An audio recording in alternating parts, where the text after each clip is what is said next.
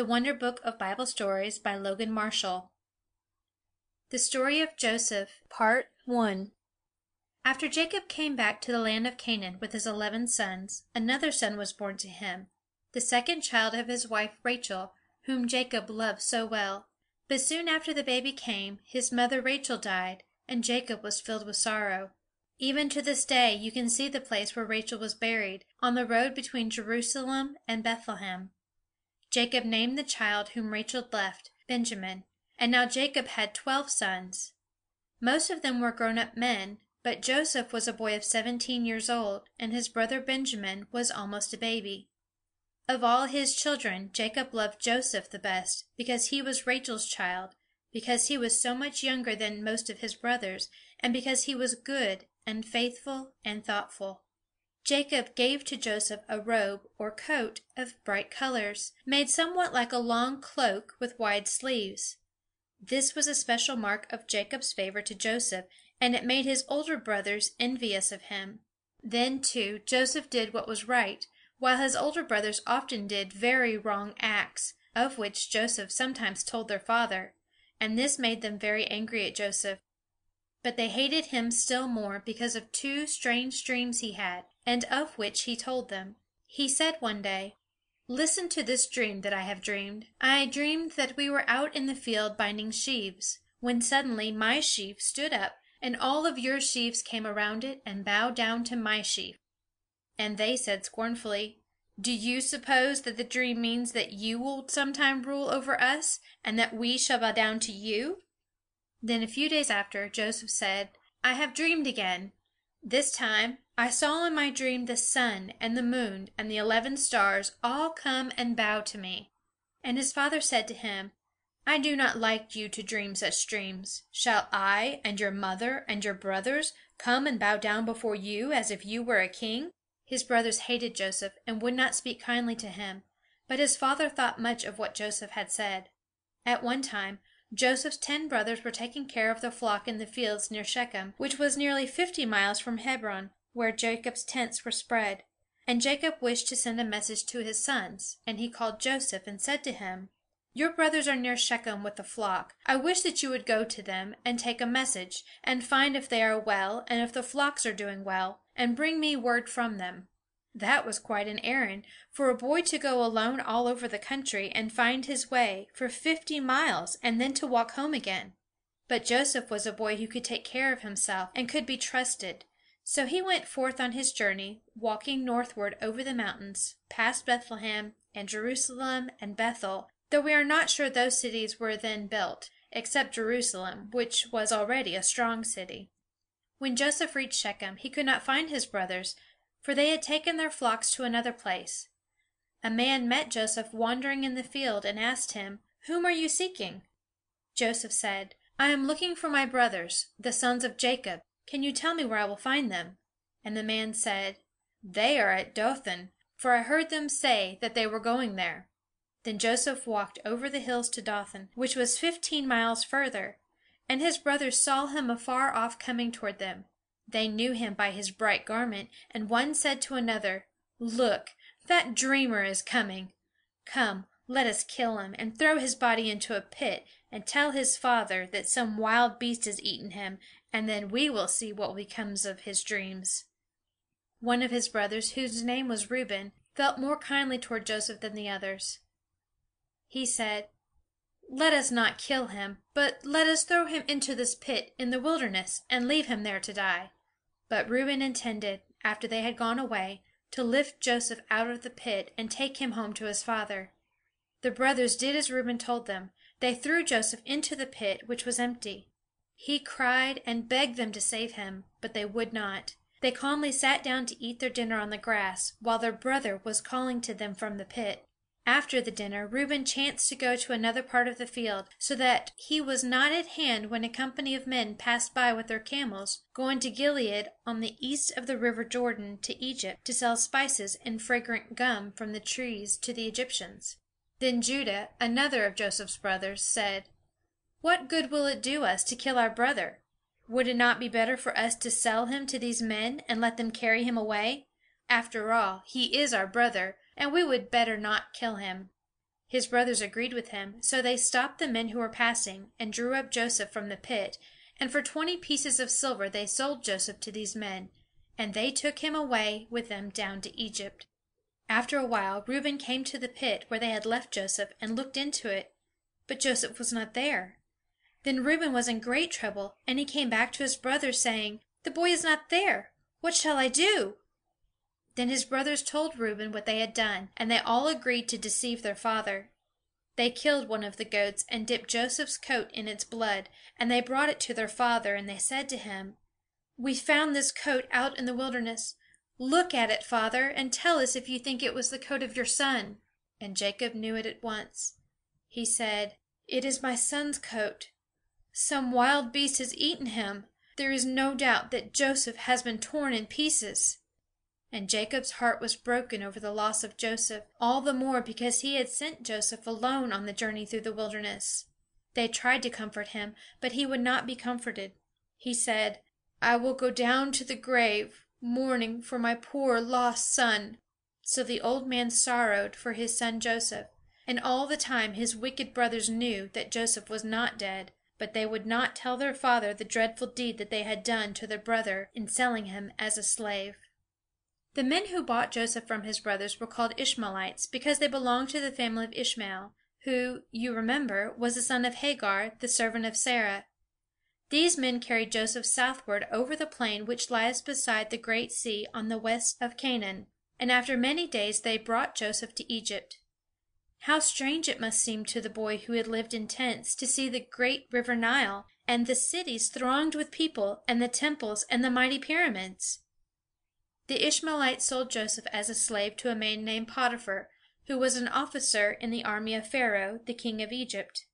Joseph was a beautiful boy, and cheerful and willing in his spirit, and able in all that he undertook, so that his master Potiphar became very friendly to him, and after a time he placed Joseph in charge of his house and everything in it. For some years Joseph continued in the house of Potiphar, a slave in name, but in reality the master of all his affairs, and ruler over his fellow servants. But Potiphar's wife, who at first was very friendly to Joseph, afterward became his enemy, because Joseph would not do wrong to please her. She told her husband falsely that Joseph had done a wicked deed. Her husband believed her and was very angry at Joseph, and put him in the prison with those who had been sent to the place for breaking the laws of the land. How hard it was for Joseph to be charged with a crime, when he had done no wrong, and to be thrust into a dark prison among wicked people. But Joseph had faith in God, that at some time all would come out right, and in the prison he was cheerful and kind and helpful, as he had always been. The keeper of the prison saw that Joseph was not like the other men around him, and he was kind to Joseph. In a very little while Joseph was placed in charge of all of his fellow prisoners, and took care of them just as he had taken care of everything in Potiphar's house. The keeper of the prison scarcely looked into the prison at all, for he had confidence in Joseph that he would be faithful and wise in doing the work given to him. Joseph did right and served God, and God blessed Joseph in everything. While Joseph was in the prison, 2 men were sent there by the king of Egypt, because he was displeased with them. One was the king's chief butler, who served the king with wine. The other was the chief baker, who served him with bread. These 2 men were under Joseph's care, and Joseph waited on them, for they were men of rank. One morning, when Joseph came into the room where the butler and the baker were kept, he found them looking quite sad. Joseph said to them, "Why do you look so sad today?" Joseph was cheerful and happy in his spirit, and he wished others to be happy also, even in prison. And one of them said, "Each one of us dreamed last night a very strange dream, and there is no one to tell us what our dreams mean." For in those times, before God gave the Bible to men, he often spoke to men in dreams, and there were wise men who could sometimes tell what the dreams meant. "Tell me," said Joseph, "what your dreams are. Perhaps my God will help me to understand them." Then the chief butler told his dream. He said, "In my dream I saw a grapevine with 3 branches. And as I looked, the branches shot out buds, and the buds became blossoms, and the blossoms turned into clusters of ripe grapes. And I picked the grapes and squeezed their juice into King Pharaoh's cup, and it became wine. And I gave it to King Pharaoh to drink, just as I used to do when I was beside his table." Then Joseph said, "This is what your dream means. The 3 branches mean 3 days. In 3 days King Pharaoh shall call you out of prison, and shall put you back in your place, and you shall stand at his table, and shall give him his wine, as you have given it before. But when you go out of prison, please to remember me, and try to find some way to get me too out of this prison. For I was stolen out of the land of Canaan, and sold as a slave, and I have done nothing wrong to deserve being put in this prison. Do speak to the king for me, that I may be set free." Of course the chief butler felt very happy to hear that his dream had so pleasant a meaning, and the chief baker spoke, hoping to have an answer as good. "In my dream," said the baker, "there were 3 baskets of white bread on my head, one above another, and on the topmost basket were all kinds of roasted meat and food for Pharaoh, and the birds came and ate the food from the baskets on my head." And Joseph said to the baker, "This is the meaning of your dream, and I am sorry to tell it to you. The 3 baskets are 3 days. In 3 days, by order of the king, you shall be lifted up and hanged upon a tree, and the birds shall eat your flesh from your bones as you are hanging in the air." And it came to pass just as Joseph had said. 3 days after that, King Pharaoh sent his officers to the prison. They came and took out both the chief butler and the chief baker. The baker they hung up by his neck to die, and left his body for the birds to pick in pieces. The chief butler they brought back to his old place, where he waited at the king's table, and handed him his wine to drink. You would have supposed that the butler would remember Joseph, who had given him the promise of freedom, and had shown such wisdom. But in his gladness he forgot all about Joseph, and 2 full years passed by, while Joseph was still in prison, until he was a man 30 years old. But one night King Pharaoh himself dreamed a dream, in fact, 2 dreams in one. And in the morning he sent for all the wise men of Egypt, and told to them his dreams. But there was not a man who could give the meaning of them. And the king was troubled, for he felt that the dreams had some meaning which it was important for him to know. Then suddenly the chief butler, who was by the king's table, remembered his own dream in the prison 2 years before, and remembered, too, the young man who had told its meaning so exactly. And he said, "I do remember my faults this day. 2 years ago King Pharaoh was angry with his servants, with me and the chief baker, and he sent us to the prison. While we were in the prison, one night each of us dreamed a dream, and the next day a young man in the prison, a Hebrew from the land of Canaan, told us what our dreams meant. And in 3 days they came true, just as the young Hebrew had said. I think that if this young man is in the prison still, he could tell the king the meaning of his dreams." You notice that the butler spoke of Joseph as a Hebrew. The people of Israel, to whom Joseph belonged, were called Hebrews as well as Israelites. The word Hebrew means one who crossed over, and it was given to the Israelites because Abraham, their father, had come from a land on the other side of the great river Euphrates, and had crossed over the river on his way to Canaan. Then King Pharaoh sent in haste to the prison for Joseph, and Joseph was taken out, and he was dressed in new garments, and was led in to Pharaoh in the palace. And Pharaoh said, "I have dreamed a dream, and there is no one who can tell what it means. And I have been told that you have power to understand dreams and what they mean." And Joseph answered Pharaoh, "The power is not in me, but God will give Pharaoh a good answer. What is the dream that the king has dreamed?" "In my first dream," said Pharaoh, "I was standing by the river, and I saw 7 fat and handsome cows come up from the river to feed in the grass. And while they were feeding, 7 other cows followed them up from the river, very thin and poor and lean, such miserable creatures as I have never seen before. And the 7 lean cows ate up the 7 fat cows. And after they had eaten them up, they were as lean and miserable as before. Then I awoke, and I fell asleep again and dreamed again. In my second dream, I saw 7 heads of grain growing up on one stalk, large and strong and good. And then 7 heads came up after them, that were thin and poor and withered.